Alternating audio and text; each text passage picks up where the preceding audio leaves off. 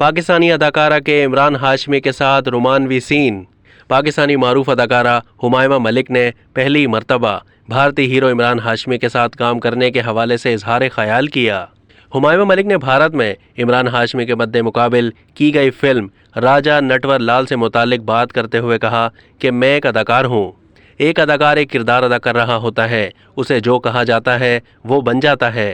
हुमायूं मलिक का कहना था कि इस फिल्म में ऐसा कोई रोमानवी सीन नहीं था जिस पर मैं शर्मिंदा हूँ। मैंने इमरान हाशमी के साथ काम किया, मैं उस पर भी शर्मिंदा नहीं हूँ। उस वक्त मुझे इस बात का इल्म नहीं था कि मेरी पाकिस्तानी अवाम मुझसे किस किस्म का काम चाहती है और इस फिल्म के बाद मेरे साथ कैसा रवैया इख्तियार किया जाएगा। हुमायूं मलिक ने कहा कि मैंने इमरान हाशमी के साथ फिल्म की, मैंने बहुत इंजॉय किया, वो एक बहुत अच्छा इंसान है। अब तक के लिए इतना ही। मज़ीद मालूमात के लिए डेली जंग के यूट्यूब चैनल को सब्सक्राइब कीजिए।